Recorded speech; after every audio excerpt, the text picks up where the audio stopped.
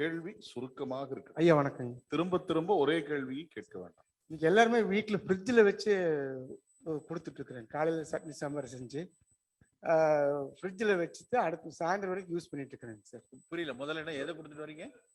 ஃப்ரிட்ஜில் வைத்து எதை? சட்னி சாம்பார் ரசம் சாப்பாடு உணவுகளை எல்லா உணவுகளையுமே வச்சுறேன். பாலை வாங்கிட்டு வந்து இன்னைக்கு வச்சு நாளைக்கு வரைக்கும் யூஸ் பண்ணுவேன். அப்புறம் இதெல்லாம் வந்து எந்த விதத்துல நமக்கு உடம்பு பாதிக்குது, செய்யலாங்களா செய்யக்கூடாதா அப்படிங்கிற சமைத்த உணவு என்ன சொல்லுவாங்கன்னா, சித்த மருத்துவத்துல தேரன் பிணியணுகா விதி அப்படின்னு ஒண்ணு இருக்கு.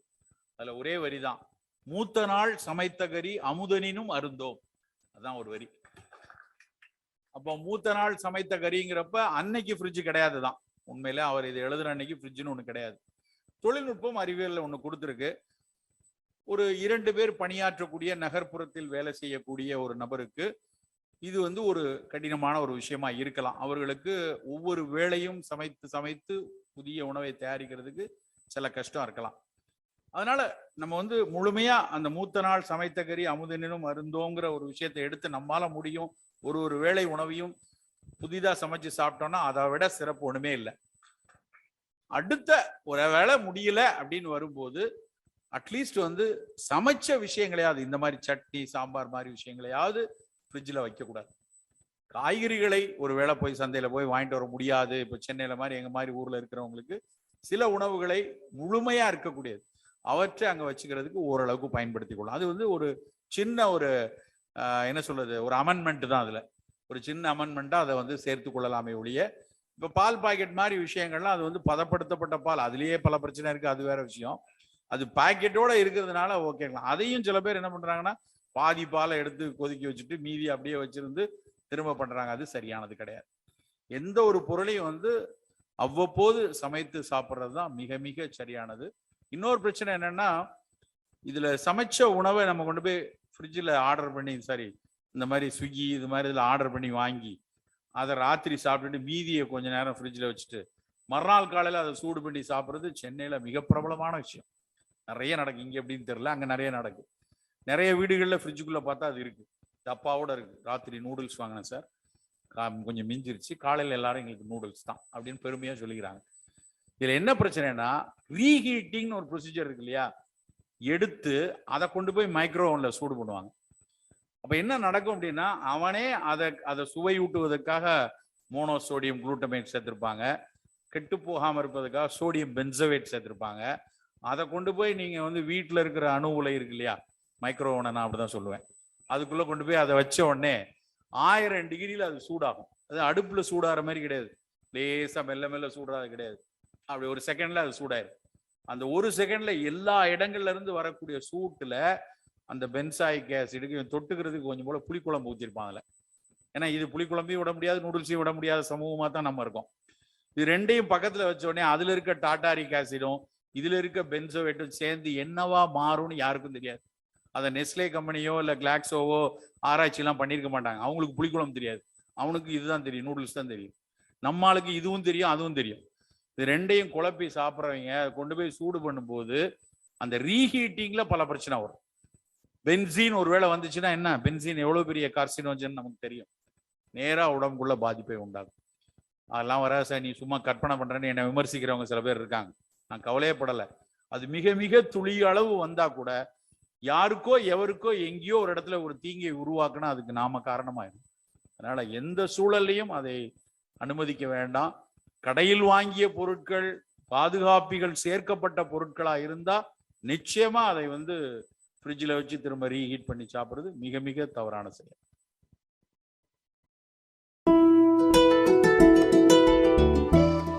பயன்கள் இல்ல, பழங்கள் வந்து உணவுக்கு முன்னாடி தான் சாப்பிடணும். பழங்கள் தான் முதல் உணவா இருக்கணும். ஆச்சாரக்கோவை நூல்ல வந்து முதல் வரி வரும். ஆச்சாரக்கோவை நூல்ல 40 பாட்டு தான். தலை தித்திப்பு கடை கைப்பு. தலை தித்திப்புன்னா அன்னைக்கு இருந்த தித்திப்பு வந்து பழங்கள் தான். அன்னைக்கு ஜாங்கிரி லட்டுலாம் கிடையாது.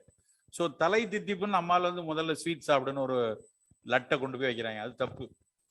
தலை தித்திப்புன்னா முதல்ல இனிப்பான பழங்கள் சாப்பிடலாம். ஏன்னா இனிப்பு வந்து உமிழ்நீரை கூட்டும். சலைவரி அமலேஸ் அப்படின்னு வந்து உமிழ்நீர்ல கார்போஹைட்ரேட் அப்சார்ப் பண்ணக்கூடிய ஒரு நொதி நம்ம உமிழ்நீர்லேயே இருக்கு. அப்போ நீங்க இனிப்பை வச்ச உடனே அந்த உமிழ்நீர் அதை வந்து அப்சார்ப் பண்ணும். ஸோ முதல்ல இனிப்பு சாப்பிட்றது, இனிப்பான பழங்கள் சாப்பிட்றது தான் சரியானது. டெசர்ட் அப்படின்னு அதை சாப்பாட்டுக்கு அப்புறம் மாத்துறது இங்கிலீஷ்காரன். அது நமக்கான இது கிடையாது. பழங்கள் முதல்ல தான் சாப்பிடணும்.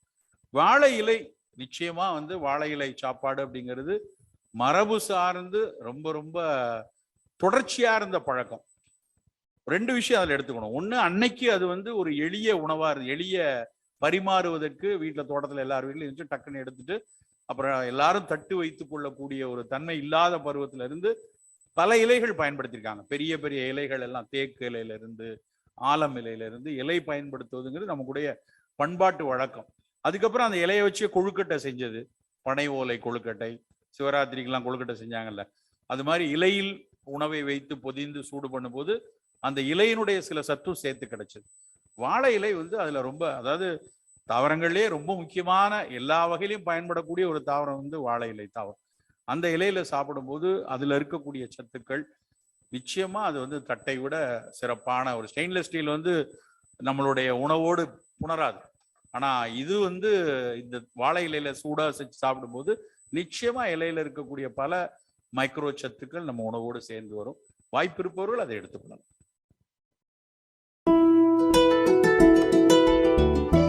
நிச்சயமா சாப்பிடும்போது எடுக்கக்கூடாது. சாப்பிடும்போது எடுக்காது. அதுக்கும் ஒரு நம்ம இதுல ஒரு நல்ல ஒரு தமிழர் மொழி ஒண்ணு உண்டு, முதுமொழி ஒண்ணு உண்டு. இடையில் குடியாதே கடையில் மறவாதே. இடையில குடிக்கக்கூடாது, இடையில குடிக்கக்கூடாது. கடை எதுக்கு சொல்றாங்க அப்படின்னா, நம்ம சாப்பாடு சாப்பிட்றதே வந்து வாயில சவைச்சு நொறுங்க தின்றால் 100 வயதுன்னாங்க இல்லையா. வாயில நல்லா மெதுவா சவைக்கும் போது உமிழ்நீர் தூண்டப்பட்டு நல்ல குளகுளன்னு கொலாய்டல் ஸ்ட்ரக்சரா போகும் உள்ள. ஒரு திட உணவா இருந்தாலும் சரி, அந்த திட உணவு நல்ல கொலாய்டலா மாறி இதை தாண்டி உள்ள போகும். அப்ப நம்மளுடைய வயிற்றுக்குள்ள இருக்கக்கூடிய அமிலமோ ஈரல்ல இருந்தும் கணையத்திலிருந்து வரக்கூடிய நொதிகள் அவற்றை நல்லா அப்சர்வ் பண்ணி உள்ள கொண்டு போகும். நீங்க தண்ணியை ஊத்திட்டீங்கன்னா அது டைலூட் ஆயிரும். நீங்க ஒரு ஹைட்ரோக்ளோரிக் ஆசிட் ஒரு டைலூட்டட் ஆசிட் ஆயிரும். உள்ள இருக்கக்கூடிய ஒரு பாங்க்ரியாட்டிக் அமைலேஸோ ரெனினோ லைப்பேஸ் எல்லா என்சைம்ஸும் வந்து டைல்யூட் ஆகும்.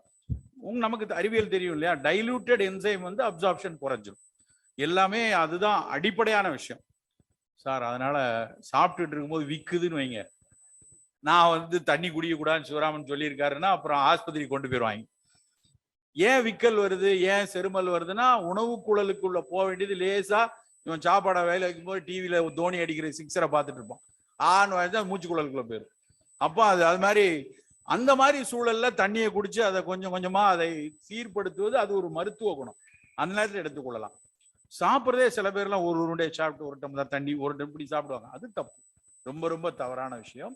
சாப்பிட்டும் ஒரு 10 நிமிடம் முடியும்னா 10 நிமிடம் கழிச்சு தண்ணீர் அருந்துறது ரொம்ப சிறப்பா.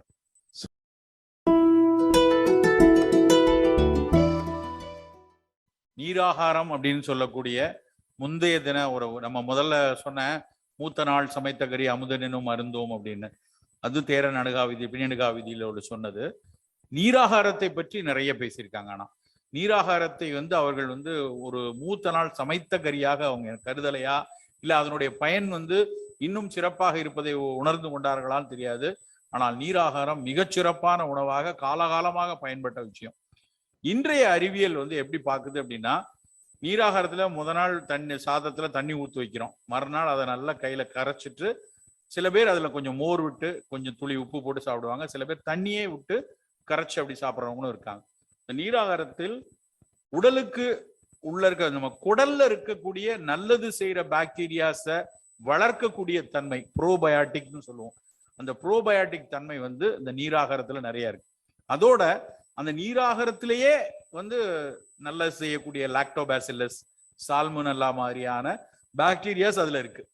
ஸோ அது ப்ரோபயாட்டிக்காவும் ஒரு சப்ளிமெண்டாவும் ப்ரீபயாட்டிக்காவும் இருக்கு அப்படிங்கிறத இன்னைக்கு புரிஞ்சிருக்காங்க. அதோட இந்த ஐபிஎஸ் ஐபிடின்னு 2 நோய் இருக்கு. இரிட்டபிள் பவல் சிண்ட்ரோமாங்க, சாப்பிட்ட உடனே டாய்லெட் போறது, சில பேருக்கு மோஷன்ல வந்து சீதம் போறது, அப்புறம் நிறைய சளி மாதிரி போறது, இதெல்லாம் குணப்படுத்தக்கூடிய ஆற்றல் நீராகாரத்துல இருக்கு அப்படின்ட்டு. ஸோ நீராகாரம் மிக மிக சிறப்பான ஒரு உணவு. கண்டிப்பா நம்ம வீட்டுல அந்த மாதிரி செய்தே சாப்பிடலாம். வயிறு சார்ந்த நோய்கள் இருந்ததுன்னா அதை வந்து நம்ம வந்து தொடர்ந்து நம்ம இந்த மாதிரி சாப்பிட்ற ஒரு பழக்கம் வைத்துக் கொள்ளலாம், மிகச்சிறப்பான. அதுலேயும் பார்த்தீங்கன்னா சிறிய வெங்காயம் வைத்து சாப்பிட சொல்றோம். நல்ல சின்ன வெங்காயம் வந்து பயங்கர ஃபீனாலிக் காம்பவுண்ட் நிறைய உள்ளது. பல்லாரியையும் சின்ன வெங்காயத்தையும் கம்பேர் பண்ணா சின்ன வெங்காயத்துல தான் மிகப்பெரிய சத்து இருக்குங்கிறாங்க. எவ்வளவுனா 2600 மடங்கு அதிகமா பல்லாரியை விட சின்ன வெங்காயத்துல. அதையும் சின்ன வெங்காயத்துல நிறைய பேர் வந்து மேல இருக்க தொலியை வேகமா உரிச்சு வெளியே போட்டுருவாங்க. ஆக்சுவலா அந்த உலர்ந்து இருக்கக்கூடிய ஒரு மெல்லிய இதழ் மட்டும் எடுத்துட்டு அப்படியே பயன்படுத்தணும். நம்ம ஈஸியா இருக்குன்னு 2 பக்கமும் கட் பண்ணி இருக்கிறத பூரா அரிச்சிட்டு சின்ன ரோஸ் ஆனதுக்கு அப்புறம் தூக்கி போடுறது சரி கிடையாது. அப்படி பச்சை வெங்காயத்தை மோர்ச்சோறுல நீராகாரத்துல வைத்து சாப்பிடுவது பல நோய்களை இருந்து நம்மை காக்கிறதுக்கு உதவியா இருக்கும்.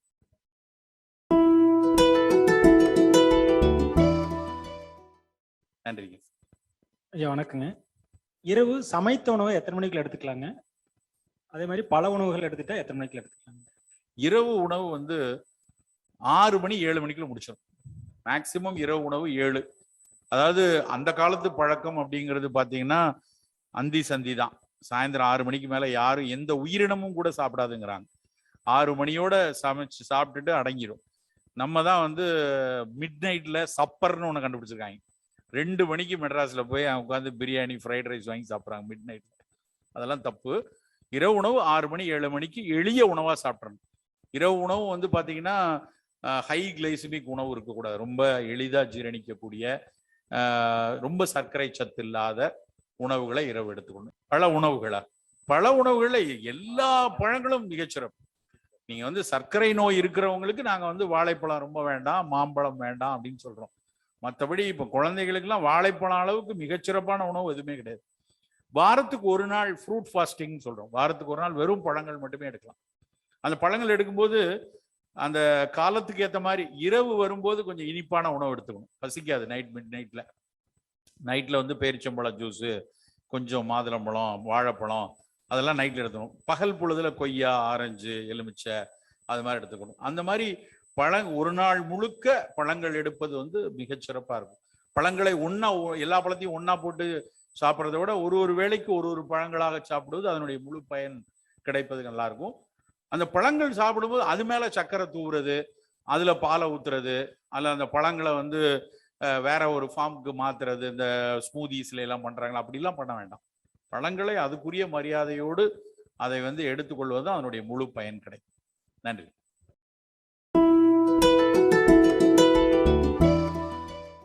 வணக்கங்க சார். வணக்கங்க சார். இப்போ நிறைய மருத்துவ முறைகள் வந்து உணவு முறைகள் வந்து நிறைய டாக்டர்ஸ் வந்து அறிவுறுத்துறாங்க. வெவ்வேறு மருத்துவங்கள் இருக்கு சார். இயற்கை மருத்துவம், அலோபதி, சித்த ஆயுர்வேதம்னு சொல்லி. ஒரு சாரார் வந்து பச்சை மிளகாய்க்கு பதிலாக இஞ்சியும் வரமிளகாய் மிளகு, இன்னொருத்தர் வந்து பால் தயிர் அவாய்ட் பண்ண சொல்றாங்க, பூண்டு அவாய்ட் பண்ண சொல்றாங்க. ஸோ எதை நாங்கள் எடுத்துக்கிறது சார்? ஜென்ரலாக கேட்குறது சார். இன்னொன்று, இந்த கோவிட் டைம்ல அதிகமாக நான் பர்டிகுலர் அதிக காதில் எடுத்தது பார்த்தீங்கன்னா மஞ்சள், சீரகம், அதிமதுரம், சுக்கு. ஸோ இந்த மாதிரி நிறைய அந்த திங்ஸ் வந்து அன்றாட வாழ்வு நம்ம ரெகுலர் எடுத்துக்கலாங்களா? அதிமதுரமெல்லாம் நீங்கள் சொன்னீங்களா சார்? அது முடக்கத்தான் இந்த மாதிரி டெய்லி நம்ம அந்த சூப் வகைகளை டெய்லி எடுத்துக்கலாங்களா குறைந்த அளவு? இல்லை அது ஏதாவது ஒரு சீசனல் இது மாதிரி தான் எடுக்கணுமா? அதே மாதிரி இப்போ இந்த கோவிட் வந்ததுலேருந்து எல்லாருமே காஃபி டீலேருந்து பெரும்பாலும் சூப்புக்கு மாறிட்டாங்க. இன்னும் சிலர் வந்து இன்னும் காஃபி டீலேயே இருக்காங்க. இல்லை அது ஏதாவது மாற்று முறை ஏதாவது இருக்கா சார்? நீங்கள் சொல்ல விஷயம் ஏதாவது ஒன்று வந்து உணவு குறித்த விழிப்புணர்வு உலகம் முழுக்கவே நிறைய வந்திருக்கு. ஒவ்வொருத்தர் அனுபவம் சார்ந்து உணவுகளை பற்றி பேச்சு வந்து பேசுனீங்கன்னா நிறைய இன்டர்மீடியன்ட் ஃபாஸ்டிங் அப்படின்னு ஒன்று இப்போ பெரிய பிரபலம். அது எப்படி அப்படின்னா 2 உணவு தான். காலைல 9 வரைக்கும் ஒரு உணவு, சாயந்தரம் 4 மணிக்கு ஒரு உணவு. அதோட விட்டுருங்க. சாயந்தரம் 5 மணிக்கு மேலே தண்ணி மட்டும் தான் குடிக்கணும். வேற எந்த உணவு எடை குறைப்பதற்கு, சர்க்கரை கட்டுப்படுவது மிகச்சிறப்பாக இருக்கு. இது மாதிரி பேலியோ டயட், வெறுமன புலால் மட்டும் சாப்பிடக்கூடியதுன்னு, அது சர்க்கரையை குறைப்பதற்கும் எடையை குறைப்பதற்கும் நிறைய பயன் இருந்தது. அதே மாதிரி வேகன் டயட், வெறுமன பால் உணவுகளை தவிர்த்து வேகன் டயட்னு எடுக்கிறவங்க. கீட்டோ டயட், வெறும் புரதங்களை மட்டும், கொழுப்பு உணவை மட்டும் எடுக்கிறது கீட்டோ டயட். இது ஒன்னொன்னுக்கும் சில பயன்கள் இருக்கு, சில பிழைகளும் இருக்கு. ஒவ்வொருத்தர் உடலுக்கு எது தேவையோ, உடல் வாகு தெரிந்து, அவர்களுடைய மரபு தெரிந்து, அவர்களுடைய தாய் தந்தையருடைய நோய் நிலங்கள் தெரிந்து உணவை தேர்ந்தெடுக்கும். நான் வந்து எதையும் அப்படியே இதெல்லாம் உணவை பொதுமைப்படுத்த முடியாது. முதல் விஷயம் தெரிந்து கொள்ளணும். எனக்கு சரியா இருக்கக்கூடிய உணவு அவருக்கு சரியா இருக்கும்னு சொல்ல முடியாது. அதனால அவருடைய ஒவ்வொருத்தருடைய வாழ்வியல் என்ன இருக்கு, அவங்க நாடி நடை எப்படி இருக்கு, அவங்க மரபு எப்படி இருக்கு, இதை பொறுத்து நம்ம உணவை தேர்ந்தெடுக்கும். இது ரொம்ப முக்கியம். இதுதான் ஃபர்ஸ்ட் ஃபண்டமெண்டலா தெரிந்து கொள்ள வேண்டியது. ஏன்னா இன்னைக்கு இந்த வாட்ஸ்அப் உலகம்னு ஒரு உலகத்துல தான் நம்ம இருக்கோம். அதுல தினம் காலையில ஒரு 15 டாக்டர் வந்து போட்டுருவாங்க. அதுல இன்னைக்கு நீ வந்து கத்திரிக்காயை மேலே வெட்டி தக்காளியை கீழே போட்டு இப்படி போட்டு சாப்பிட்டாங்கன்னா உடனே அவன், ஏன்னா எப்படியாவது சக்கரை வியாதி போகாதாங்கிற ஒரு கனவுல உலகத்துல ஒரு 10 கோடி மக்கள் இருந்துகிட்டே இருக்காங்க இந்தியால. ஸோ அவங்களுக்கு வந்து உடல் பயிற்சி செய்ய முடியாது, சர்க்கரையை தவிர்க்க முடியாது, ஸ்ட்ரெஸ்ஸை குறைக்க முடியாது, தூங்க முடியாது. ஆனா எதையாவது சாப்பிட்டு சர்க்கரை கட்டுப்படாதா அப்படிங்கிற ஒரு எண்ணம் இருக்கு. அப்படியானவங்க வந்து ஃபார்வர்ட் பண்ணிக்கிட்டே இருப்பாங்க. தான் செய்யறானோ இல்லையோ அதை அடுத்து ஃபார்வர்ட் பண்ணிடுவாங்க. ஸோ இதுல என்ன நடக்கும் அப்படின்னா, எல்லா பொதுமையா வரக்கூடிய உணவுக்கு பூரா எனக்கானதுன்னு நினைச்சு அவங்கவுங்க சாப்பிட ஆரம்பிக்கிறாங்க. இது தப்பு. நீங்க உங்க குடும்ப மருத்துவர்கிட்ட பேசி உங்களுடைய உடல்நலம் தெரிஞ்சு அந்த குடும்ப மருத்துவர் உங்களுக்கு பரிந்துரைக்கணும், நீங்க இந்த உணவு ஃபாலோ பண்ணுங்க. நான் சில பேருக்கு இன்டர்மீடியன்ட் சொல்றேன், சில பேரை பேலியோ எடுக்க சொல்றேன், சில பேருக்கு வந்து நீங்க வேகன் டயட் எடுங்க. அவரவர் உடல்வாகு தெரிஞ்சு அதை வந்து தேர்ந்தெடுக்கும். இது முதல் விஷயம். ரெண்டாவது, கண்டிப்பா இனிமேல் நம்ம உணவுகள் எல்லாமே ஃபங்க்ஷனல் ஃபுட்டா மாறணும். அதுதான் நீங்க கேட்ட ரெண்டாவது கேள்வி. அதாவது காஃபி டீயே எடுக்கலாமா, இல்லை முடக்கறதான் சூப்பு, காலையில இஞ்சி தண்ணி குடிச்சோம், மத்தியானம் வந்து மஞ்சள் பொடி போட்டு சாப்பிட்டோம், இப்படி இருக்கிறதா? இது ஒரு குழப்பம் வருது இல்லையா? இனிமேல் எல்லா உணவுகளும் வந்து கண்டிப்பா ஒரு ஃபங்க்ஷனல் பெனிஃபிட் இருக்கணும். அது கண்டிப்பா இனிமேல் இருக்கக்கூடிய காலத்துல. காலை அருந்தக்கூடிய தேநீர், நீங்க வெறும் டீ ஏன் சாப்பிட்றீங்க? ஒரு நாள் தேநீர் எடுத்துக்கொள்ளுங்க, ஒரு நாள் ஆவார கஷாயம் எடுப்போம், ஒரு நாள் கரிசலாங்கண்ணி டீ குடிப்போம், ஒரு நாள் இஞ்சி தேநீர் எடுத்துப்போம். இப்படி மாத்தி மாத்தி எடுக்கும்போது ஒரு ஒரு உணவுக்கு ஒரு மருத்துவ குணம் கிடைக்கும். ஒரு காலையில குடிக்கிற டீ தான், அதே இஞ்சி, எலுமிச்சம்பழம், வெள்ளைப்பூண்டு, ஆப்பிள் சிடார் வினிகர், தேன், இந்த 5 போட்டு பஞ்ச ஔஷதின்னு ஒரு லிக்விட் கொடுக்குறாங்க. அதை ஒரு நாள் காலையில குடிங்க. ஒரு நாளைக்கு வந்து ஆவாரம்பூ குடிநீர், ஆவாரை பூத்திருக்க சாவாரை கண்டது உண்டோமா, அவ்வளவு நல்லது. அப்ப ஆவாரை டீ, கரிசலாங்கண்டி மிக மிக முக்கியமான மூலிகை. வள்ளலார் வந்து போற்றி வியந்து சொன்ன ஒரு மூலிகை, தாய் போல் கருதணும் அப்படின்னு இருக்காரு வெள்ளை கரிசலாங்கண்ணி. அதை நம்ம வந்து ஒரு தேநீரா குடிக்கணும். காலையில வந்து கரிசலாங்கண்ணி. நெல்லிக்காய் தேநீர், அன்னைக்கு ஒரு வீட்டுக்கு போறேன், அந்த நண்பர் எனக்கு தேநீர் கொடுக்குறாரு. பியூர் நெல்லிக்காய் தேநீர் சார். எப்படி பண்ணீங்க? வெறும் நெல்லிப்பொடி, அந்த நெல்லிப்பொடியில் அழகா டிகாக்ஷன் போட்டு ஒரு ஸ்பூன் தேன் போட்டு ஒரு இளஞ்சூட்டோட கொடுத்தாங்க. அவ்வளவு சிறப்பா இருந்தது. அப்படி ஒரு நாள் ஒரு தேநீர். ஸோ ஃபங்க்ஷனலா ஒரு பிவரேஜ் இருக்கணும். எல்லா உணவுகள்லையும் கொஞ்சம் கொஞ்சம் மிளகு தூள், மஞ்சள் தூள் எடுத்துக்கொள்றது. கீரைகள் இல்லாமல் ஒரு நாள் இருக்கக்கூடாது. ஏதாவது ஒரு கீரை, முடக்கருத்தான், பசலை, அது மாதிரி கீரை. அப்படி ஒரு நம் உடல் தெரிந்து, நமக்கு பித்த உடம்பா, கப உடம்பா, வாத உடம்பா, அப்போ அந்த உடம்புக்கு என்ன மாதிரியான காய்கறி வேணும், எந்த மாதிரி கீரை வேணும், அப்படி எடுத்து சாப்பிடுவது சிறப்பாக இருக்கும். உணவில் ஒரு வேளை உணவிலும் நம்ம அக்கறை இருக்க இருக்க நம்முடைய நோய்கள்ல இருந்து வெளியே வரணும். நான் அதுக்கு தான் அடிக்கடி சொல்றது, நம்ம அடுப்பங்கரையில் கூடுதலாக செலவழிக்கக்கூடிய 20 நிமிடங்கள் நம் ஆயுட்காலத்தில் கூடுதலாக 20 வருஷத்தை தரும். நன்றி.